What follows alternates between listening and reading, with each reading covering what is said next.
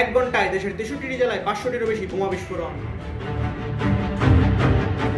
উগ্রপন্থী কথিত ইসলামী রাষ্ট্র প্রতিষ্ঠার জন্য সশস্ত্র যুদ্ধের ঘোষণা দিয়ে সারা দেশের 63 জেলায় 2005 সালের 17 আগস্ট একযোগে প্রায় 500 বোমা ফাটিয়ে প্রচারপত্র ছড়ায় নিষিদ্ধ জঙ্গি সংগঠন জামায়াতুল মুজাহিদিন বাংলাদেশ জেএমবি। তার সংগঠিত বাহিনীর ভয়াবহ নির্যাতনে প্রাণ হারায় অন্তত 32 জন, পঙ্গুত্ব বরণ করে অসংখ্য মানুষ। দিনের আলোতে হত্যা করা হয় 2 জন বিচারককে, এমনকি দেশের প্রথম আত্মঘাতী বোমা হামলাও ঘটে তার সময়ে। এই ভিডিওতে আমরা জানার চেষ্টা করব কে এই ব্যক্তি, কিভাবে গড়ে তুলেছিল বাংলাদেশের মতো জায়গায় এত বড় জঙ্গি সংগঠনের নেটওয়ার্ক, এবং তার পতনই বা কিভাবে হয়েছিল। বলছিলাম বাংলা ভাইয়ের কথা, যার আসল নাম ছিল সিদ্দিকুর রহমান।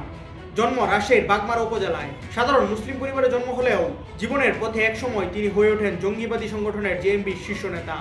প্রথম দিকে তিনি ছিলেন একজন মাদ্রাসার শিক্ষক। ধীরে ধীরে নিজের চারপাশে তৈরি করেন এক গোপন চক্র, যারা ধর্মের নামে সহিংসতার পথে হাঁটে। তিনি বাংলা ভাই নামটিও নেন মানুষের মাঝে ভয়ভীতি সৃষ্টি করার জন্য। এই নামেই তিনি রাজশাহী, নাটোর সহ উত্তরবঙ্গের সাধারণ মানুষের কাছে এক আতঙ্কের প্রতীক হয়ে ওঠেন। তার উদ্দেশ্য ছিল শরিয়া ভিত্তিক রাষ্ট্র ব্যবস্থা কায়েম করা, কিন্তু সেই পথে তিনি বেছে নিয়েছিলেন নির্মমতা, খুন এবং শাস্তির অমানবিক এক পথ। 2004 সালে হঠাৎ করেই বাংলা ভাই প্রকাশ্যে আবির্ভূত হন। তিনি নিজেকে জান্নাতের সৈনিক দাবি করে গড়ে তোলেন জাগ্রত মুসলিম জনতা নামের একটি বাহিনী। এই বাহিনীর কাজ ছিল সমাজ থেকে অপবিত্রতা দূর করা। তাদের মতে যারা ইসলাম বিরোধী তারাই শাস্তিযোগ্য। তারা দিন দুপুরে প্রকাশ্যে চাবুক মেরে মানুষকে অপমানিত করে, দাড়ি না রাখায় মানুষকে পিটিয়েছে, এমনকি গাছের সঙ্গে বেঁধে রেখেও মানুষকে হত্যা করেছে। উসমান বাবু 27। বাংলা ভাইয়ের নেতৃত্বে সন্ত্রাসীরা উসমানকে কুপিয়ে আহত করার পর জবাই করে হত্যা করেছিল। প্রকাশ্যে দিবালোকে তারা ঘটনাটি ঘটায়। রাজশাহীর বাগমারায় ঘটনাটি ঘটানোর পর সর্বহারা নিধনের নাম দিয়ে এরকম হত্যাকাণ্ড চালাতে থাকে তারা। বাংলা ভাইয়ের স্টাইল ছিল মানুষকে উল্টো করে ঝুলিয়ে নির্যাতন করা। 1 বছরের ভেতরে তিনি এবং তার বাহিনী মিলিয়ে 32 জন মানুষকে হত্যা করেন এবং পঙ্গুত্ব বরণ করে অসংখ্য মানুষ। কিছু কিছু গ্রামে তারা মাইকিং করে জানিয়ে দিত আজকে অমুককে শাস্তি দেওয়া হবে। মানুষ ভয়ে দরজা বন্ধ করে রাখত। শুধু তাই নয়, পুলিশের উপস্থিতিতেও তারা তাণ্ডব চালিয়েছে, যা বোঝা যায় তারা কতটা প্রভাবশালী হয়ে উঠেছিল। শুরুটা হয়েছিল 2004 সালের এপ্রিল মাসে। বাংলাদেশের উত্তরাঞ্চলের রাজশাহীর বাগমারা উপজেলায় হঠাৎ করে আলোচনায় চলে আসেন এক ভয়ঙ্কর নাম, বাংলা ভাই। কথিত সাধু অভিযানের নামে বাংলা ভাই তার লোকজন নিয়ে শুরু করেন একের পর এক শাস্তিমূলক হামলা, যাকে বলা হচ্ছিল চরমপন্থীদের দমন। কিন্তু সেটা ছিল বিভিন্ন অঞ্চলে তার আধিপত্য বিস্তারের প্রথম ধাপ মাত্র। এরপর 2004 থেকে 2005 সালের মাঝারি সময়ে তিনি ও তার নেতা শায়েখ আব্দুর রহমান সারা দেশে গ্রামীণ এলাকায় গোপনে গড়ে তোলেন জঙ্গি ঘাঁটি। বনে জঙ্গলে পাহাড়ি এলাকায় এমনকি নিরীহ মাদ্রাসার শিক্ষার্থীদের ব্যবহার করা হতো জঙ্গি প্রশিক্ষণে, যেখানে কোরআনের ব্যাখ্যার নামে তাদেরকে শেখানো হতো অস্ত্র চালনা এবং বিভিন্নভাবে মানুষ মারার কৌশল। তবে 2005 সালের 17 আগস্ট, এই দিনটি বাংলাদেশের ইতিহাসে রক্তে লেখা একটি কালো দিন। ঠিক দুপুর 11:30 বাংলাদেশের 63টি জেলায় প্রায় 500টির বোমা একসঙ্গে বিস্ফোরিত হয়। এই সেকেন্ডগুলোর মধ্যেই পুরো জাতি কেঁপে ওঠে আতঙ্কে। বিস্ফোরণে নিহত হয় 2 জন এবং আহত হয় 2 শতাধিক।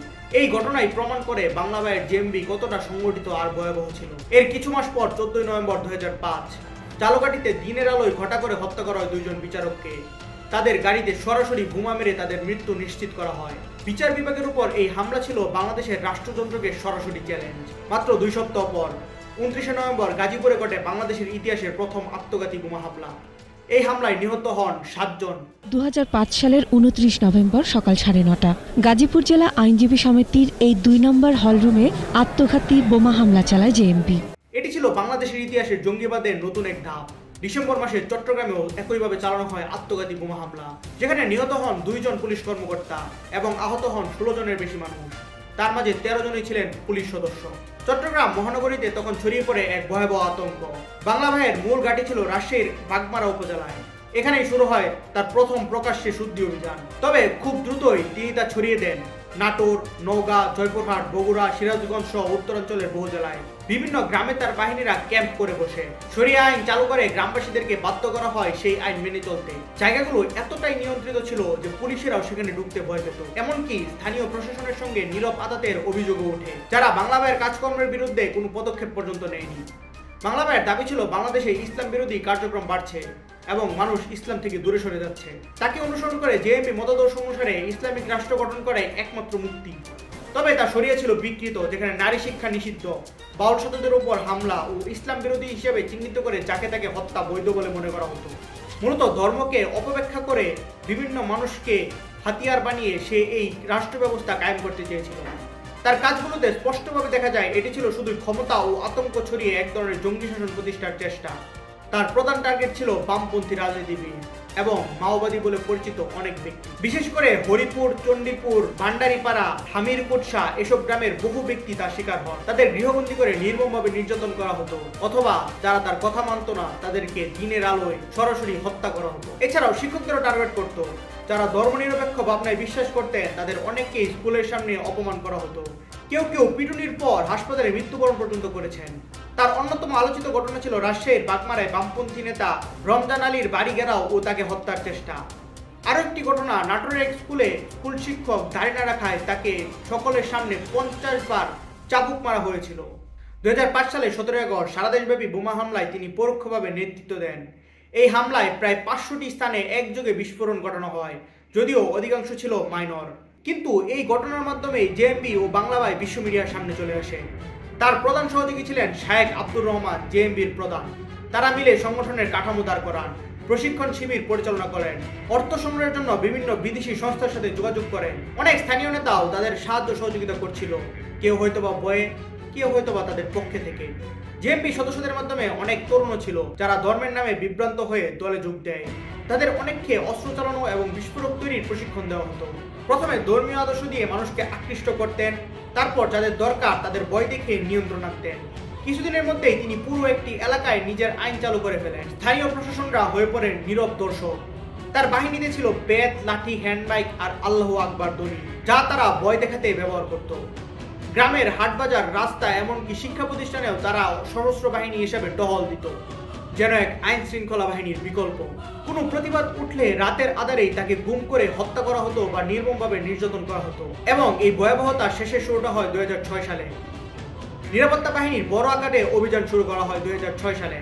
শুরু হয় বাংলা ভাইকে খুঁজে বের করার চেষ্টা। মিলিটারি গোয়েন্দা সংস্থা ডিজিএফআই ও র্যাব যৌথভাবে তারা অবস্থান শনাক্ত করে।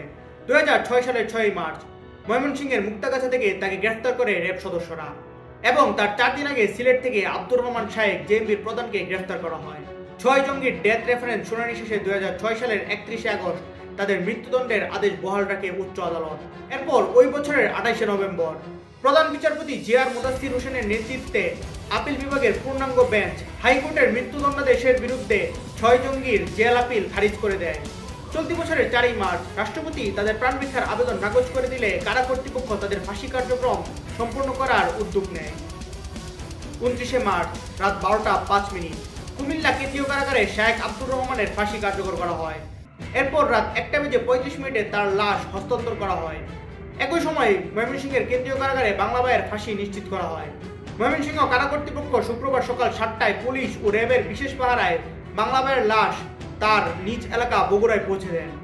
বাংলা ভাইয়ের বাবা নাজির হোসেন প্রামাণিক তার ছেলের লাশ গ্রহণ করেন। আর এভাবেই পতন ঘটে এক নৈরাজ্যবাদী সাম্রাজ্যের। এই ছিল আজকের ভিডিও। যদি ভিডিওটি ভালো লেগে থাকে অবশ্যই কমেন্টে জানাবেন পরবর্তীতে কি নিয়ে ভিডিও দেখতে চান, এবং বাংলা ভাই সম্পর্কে আরও বিস্তৃতভাবে জানতে সোর্স লিংক ডেসক্রিপশনে দেওয়া রয়েছে।